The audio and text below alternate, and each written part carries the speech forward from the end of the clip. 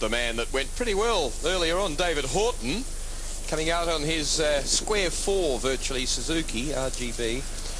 McElnay though, the V4 Yamaha, the latest Grand Prix race bike technology. Twin crankshafts, a crank on each of the 2 cylinder banks. The first cylinder actually lying down and forward below the horizontal. McElnay point score, as you can see, 9 ahead of McGee. Donny Osborne has been very regular in 3rd place. He can't catch the Yamaha, so why stick his neck out and take a risk? Look after his money, the budget, the bike, because it is low budget. Dowson on the production bike. Buckmaster, who thinks we've been hard on him and I think's been a little bit disappointing. Yes, and Simon did run into gearbox problems in the first race today, and has just managed to sort of patch the gearbox together, and he's sort of crossing his fingers and hoping that it'll last a distance. He and Osborne both at Oran Park in pre-meeting testing. Both broke items in their gearbox, spent about $2,000 there. It's a very highly stressed item, the NS 500 gearbox, rather the RS 500 gearbox, and as these bikes get older, I think they're going to have more and more problems with them. Buckmaster just on the right there as it goes out of screen as McGee moves into position. The sun's now shining. It's a windy day. The track is totally, absolutely dry. Rob McElnay there. And I think this is the one that might just bust open. Bernard, formerly endurance race mechanic for Swann Auto, looking after Rob McElnay's bike.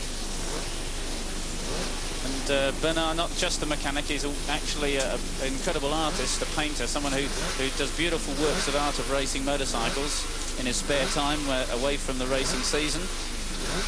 But there's the slick tyres now, of course. The sun has come out, the track completely dry after the shower earlier today, and no rain at all. McElnay waving to mum, if you like, prepared for this last race. And we've talked of the privilege that McGee's got in being able to use this bike, as we look at him there, and he's very calm as he talks to his local Yamaha dealer teammate, manager Warren Willing. The privilege is also in running on the Michelin radials, the race radials, similar to what Wayne Gardner has been using this year, one of a few teams who get the best tyre that's available from Michelin.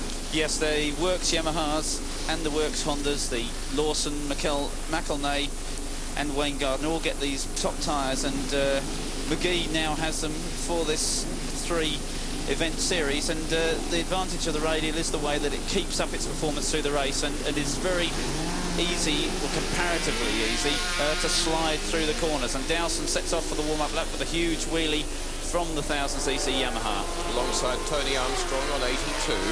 It's a small field, but one that's kept us very well entertained, albeit through the graces of Marlboro and Yamaha. And other riders have been putting in some good performances, but there's no way, no matter who they were, they can match the performances of these 2 up front. Those YZR Yamahas, 120 kilos and 140 plus horsepower out of half a litre on carburetors, and obviously unsuper or turbocharged. Donny Osborne, about 125 horsepower, 130 but much heavier bike for Michael Dowson. And then we come to super bikes. Wayne Clark, in fact, has got a problem with his. The Ducati 750 Robert Holden, twin cylinder only, running extremely well. Great credit to both Bob Brown, who's built it, and Holden and the way that he rides it. And then mainly Suzuki super bikes. Buckmaster seen briefly there. At Kim number 2. Kevin McGee, if he's done well on the track and he's done well in the thinking and the way that he's tried to set up the bike, the one thing he really has botched in the last few weekends is the starts. Yes, it's tricky to get these 500s off the line, perhaps because of their narrow power band. It's something that requires a lot of skill, and it's something that we're going to see more of in Europe, because clutch starts are going to be used for the Grand Prix next year, replacing the push starts which have been traditional. Donny Osborne just there, left of picture. McElnay, Buckmaster being passed by McGee. They warm up everything, brains into gear, and then you see from the air, glorious shot of the back straight at Calder. Now, as we watch Michael Dowson, you have to remember that his motorcycle's been down the road once today in the first Swann round, and Donny Osborne's Honda has been crashed twice. He fell in the first Swann round and then in another race. So Osborne's confidence has probably been knocked.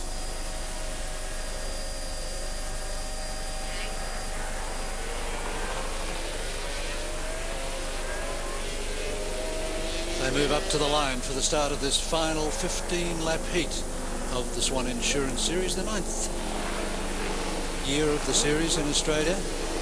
Won only once by, more than once rather, by one rider, and that of course is Wayne Gardner, who's won it 3 times. Mal Campbell, Dave Hiscock, Graham Crosby, Greg Pretty and Jeff Sale have each won it 1 each. If Rob McElnay wins it this year, he'll be the first European ever to win the Swann Insurance Series in its history.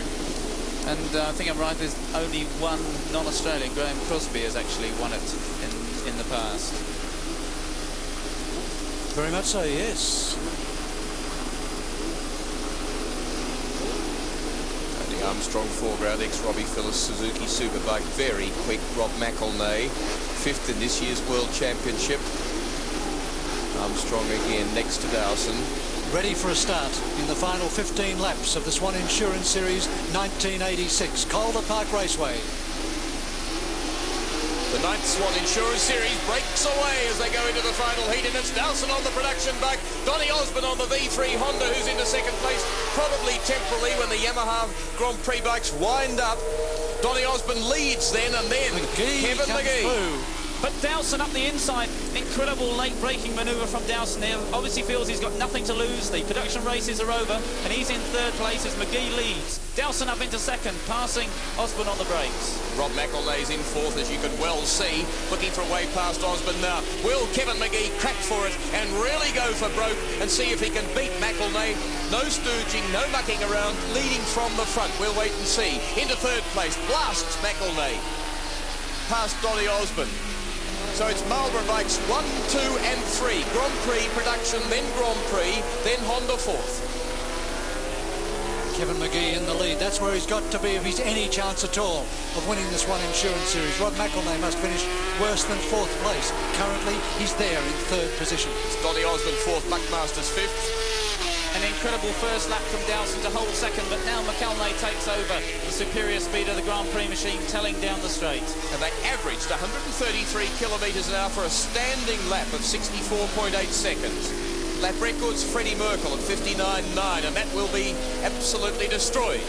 And a better ride now from Simon Buckmaster up into 5th place, but this is Michael Dowson, number 1 in 3rd, as McGee wheelies over the hill in the lead. Looking confident on a circuit he doesn't like very much. He says it's all stop corners, slow corners. I like something flowing, fast, a Grand Prix type track. Only a second separates Kevin McGee from Rob McElnay. Oh, back wheel up off the deck there as he stands it on its nose under front braking. And as we see McGee with a shake there, McElnay could have paid him no finer compliment than when watching a replay of one of the earlier races said, he does ride well, doesn't he? He looks like Eddie. Yesterday, about the fastest qualifying time was low 57s. McGee perhaps breaking 56s. He's already done a 57.1, his first flying lap. Kevin McGee, what a talent Peter Clifford he's showing in his quick adaptation to this bike, but intelligent too, looking after the bike, really getting it on that fine line of having a go, getting it on the limit but not crashing. Yeah, beautiful riding, and Dowson still hard at it on the production bike. 1.15 seconds separate Kevin McGee from Rob McElnay. And the production bike, which is having the wheels ridden off it by Dowson's, 3.95 seconds behind this pair. And with the stop-go corners here, Rob McElnay has had a little bit of a problem with the carburation of his Yamaha. His doesn't seem to be working quite as well as McGee's, and when he wants to come through the corner and crack the power on, it's been hesitating slightly, so he's had to run through the mid-corner a little bit faster than he would wish. There you saw Donny Osborne 3rd and Simon Buckmaster 4th, followed by Robert Holden on the Ducati in 5th position.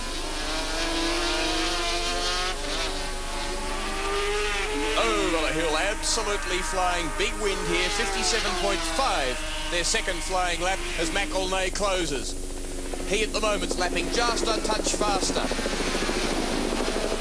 Big break brakes that are like a big elastic clamp on an aircraft carrier to stop a plane, haul the bikes down so quickly. And Kevin McGee's finding out the capability of the brakes and of the cornering the tyres, the frame of this superb motorcycle. And that's where Rob McElnay's having a bit of a problem, getting his bike onto the straight at the speed he wants to. Dowson hanging on brilliantly in third place. 57.76. So this, each lap so far slower. Kevin McGee 57.1 the first flyer, 57.5, then 57.76. So I don't think he's in a hurry to show everything at the moment. And it comes down once more to a tactical battle. It appears that both these men have enjoyed having the other lead. Oh, look at McElnay through there. Absolutely flew through there. Right down and onto McGee under brakes. He says it's absolutely flat out in fifth. Pull one side of the bar, then the other. Use every inch of road and you can just get through there flat out. And steering it with knees on the tank too. It's such a physical business. So much glorious balance and body work involved. And every time McGee able to come out onto the start and finish line on a tighter line, squaring the corner off with a better carburation. Rob Mack compensating with a wider line.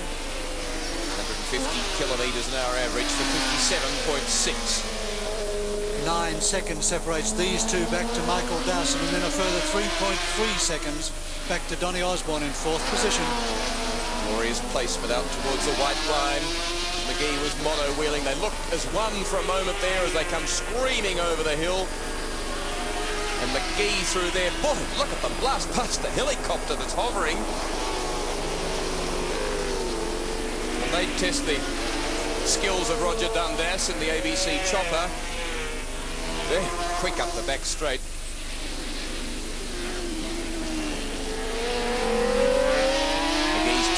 McElnay can't get underneath him there. He has to wind up, take the long way round on the outside if he likes. McGee's calm at the handlebars, confident, looks back, 57.8 that lap. And that's daylight back to third position, Michael Dowson, as he comes up now. And he's losing about a second and a half, no, 2 seconds a lap, 12.27 seconds. And then back to Donny Osborne, who's now 4.1 seconds behind Michael Dowson. And Osborne beginning to come under pressure from Buckmaster. Yes, indeed. First time really in the series. And McGee sees McElnay there and says, boy, better get into it again. But McElnay does have a problem passing McGee because he's not faster down the straight. He hasn't yet shown the ability to hang in McGee's slipstream, so it would seem that an outbraking manoeuvre at the end of the main straight is out of the question. He's going to have to find somewhere else to do it. Fastest official lap has been given to Rob McElnay, 57.11 seconds. And that's a 56.8. Just done Kevin McGee. Oh, look at McGee lifting the back wheels off the deck. 152.3 kilometres now, suddenly, just like that.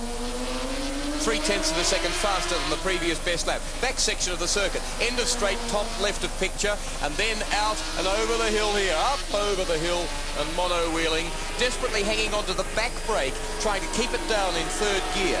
So what's your bet, Will? I mean, we've seen that Rob seems a little bit quicker through that right-left flick than McGee. Is this point the place on the circuit where Rob McElnay will try and pass McGee towards a close of the race, or will he try and go inside him here? I think Kevin McGee would be expecting it there, and he's going to have to be very assertive to pull it off there. And the way McGee's riding, he gives me the impression he's feeling very happy there. And of course, the way McGee's getting the better drive out onto the start and finish line, it's not enough perhaps for Rob. And again, look at the rear wheel off the deck. 10 and 12 metres at a time. Goodness me. Kevin McGee, I just can't believe how relaxed the guy is, how quickly he comes to grips. It was only 1 year ago that he got his first ride on one of those old TZ750s. He dumped it here at Calder, wasn't the slightest bit phased, on a bike that in 1978 was regarded as an incredible weapon. And here, 1 year later, he's riding the bike that won the World Championship. And he's putting it on the line everywhere. Apexes are right, he's braking it harder and harder, meeting by meeting. He's getting the power on pretty early. He's coming through some corners very fast and hard as Rob McElnay there tries a different tactic. Warren Willing, the ace tuner for the Kevin Magee bike, has pulled a couple of demon tweaks, and one of them is that they found a set of brake pads that really worked. He'd used them yesterday once only, then put them in for this race this afternoon. And certainly Kevin Magee is making good use of them. But while Magee was lifting the back wheel, I think that Rob McElnay was closing on him under the brakes there. And of course, if you can keep both wheels on the ground braking hard, you've got more rubber on the road. Indeed, New lap record for Kevin Magee. And here goes McElnay, makes his move up the inside. Tries to outbrake Magee just where he thought he might do it. He was faster through the right and left, and there's a tail ender in the way. That's going to upset things. That's Jeff Paul. And McElnay goes inside, Magee goes inside. Both of them put offline. McElnay has trouble getting out onto the straight, we know that. Magee has the better drive, McElnay comes wide. Magee tucks into the slipstream. Now let's see the braking at the end of the main straight. See if Magee comes out again or whether he stays there and consolidates.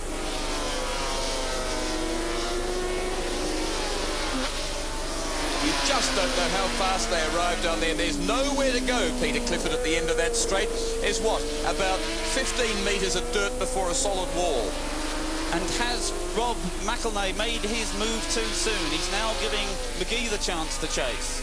And as the lead changes, so does the dice for fourth position, and Simon Buckmaster overtakes Donny Osborne. And Robert Holden's fifth. Michael Dowson, of course, is in third position.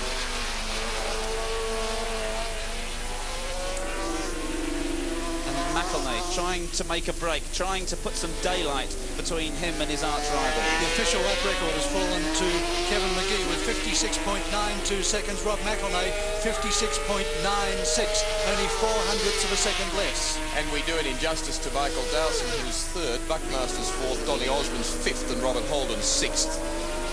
As they do low 57s again. They're averaging not much short of 100 miles an hour, at more than 150 kilometres an hour. There's the three Yamahas, the three Marlboro team bikes, and the lead one. This is where McElnay seems to get away a little bit, but perhaps Magee's learning, because this time Magee hangs right in his slipstream, and it's Magee's turn to look at an outbraking manoeuvre. This is lap 12. Finished 11. Problem for Donny Osborne is now he gives way to Robert Holden on the Ducati.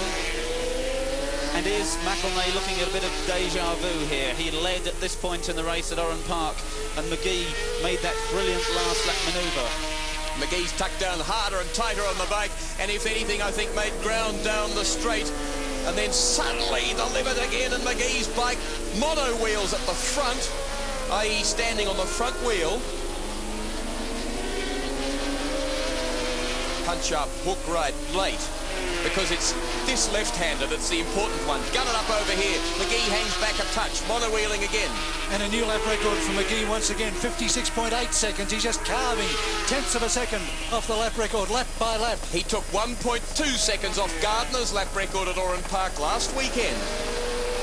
Laid that down to a sensational time, 1:12.1. This time a wider entry line, trying to make it up on the big drive through, and this could well be Magee's challenge down the end of the straight on this occasion, because he certainly got through that corner better. Magee goes down the outside. McElnay takes a longer way around, and Magee's there earlier, close to him. Both riders lifting the back wheel, but Magee gets his higher. And there's a rider down at the end of the straight, just caught a glimpse of him there, picking the bike up.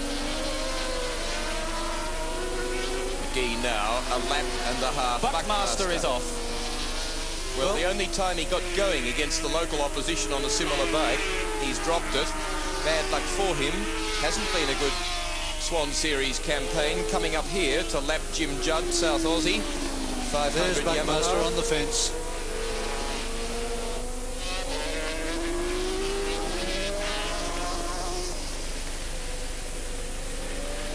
Back to the leaders. Rob McElnay in the lead. Behind him, Kevin Magee. Coming up to take the blue flag to indicate one lap to go, and it's still Rob McElnay in the lead. Still Kevin Magee looking for any way through. This is his last chance at the end of the main straight. Will he take it? No, he can't. Rob McElnay's got him hemmed in. But has Rob Mack gone in there too hard? No, he hasn't. A beautiful line from both men. McGee didn't look interested there, or perhaps he had nothing to produce. He certainly wasn't trying to get past McElnay, or as I say, wasn't in a position to get past him. Here, McElnay is going for it. He really is on song.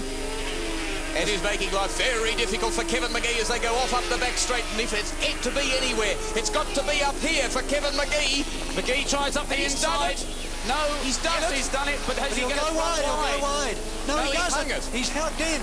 Go, Kevin McGee, go. One corner to go. A corner and a drag race. Kevin McGee won the heat at Oran Park last year. Wayne Gardner beaten in 2 heats by Malcolm Campbell. And Kevin McGee lines up to do it again, and he's done it. And McElnay's conceded it as he came onto the main straight. He knew he didn't have the drive, and Rob McElnay conceded the win to Kevin McGee. And it was, I reckon, pretty close to a lap record there for Kevin McGee. But of course, the saving grace as far as McElnay goes is he did all that he had to do to take the Swann Insurance International Series. There really was no point in a fairing banging exercise at the last corner, but a great ride from both men. McGee's last lap effort once more proving tremendous, and there goes Dowson sliding the big 1000 Yamaha out of the last corner to take a very well deserved third place. And there it goes. Third place to Michael Dowson. So Yamaha's 1, 2, 3. Kevin McGee, I've done it for you fellas, he's saying to the crowd. Half a second gap between first and second. And I reckon the last lap for Kevin McGee, here it is, confirmation, 56.57 for that man. 56.57 for Kevin McGee, a new lap record. He's got it at Oran Park, he's got it here at Calder Park. And his race average speed was 149.4 kilometres an hour, taking 14 minutes, 26.77 seconds for 15 laps, with Michael Dowson on the production Yamaha 1000 third. So Peter Clifford, let's review what Kevin McGee's done in 3 Swann Series rounds and what it might mean for him in 1987. Well, of course, he's won 2 races. That's the most important thing, and he's never put a foot wrong, really. The slides, the slips, yeah, they've been there, but he's kept the bike upright. He's crossed the line every time. He's either been second or first. And he's got 2 lap records. He's got 2 lap records, and he's done it in front of Kel Carruthers. And the narrowest point situation in a 6-race series so far in the Swann Series was last year between Wayne Gardner and Malcolm Campbell. They finished 6 points ahead, apart from each other at the finish. That's exactly the margin in this Swann Series between Rob McElnay and Kevin McGee. McElnay finishes the series on 84 points. Kevin McGee finishes it on 78. Yes, a really perfect performance from both men. Well, it's been a thinking performance by McGee. He's never done anything desperate and crazy. For instance, earlier today to try and win that heat despite what, to possibly win the series. As he said after Oran Park, oh yes, I know the first thing I must do is not crash. Anybody can go out there and crash a bike for them.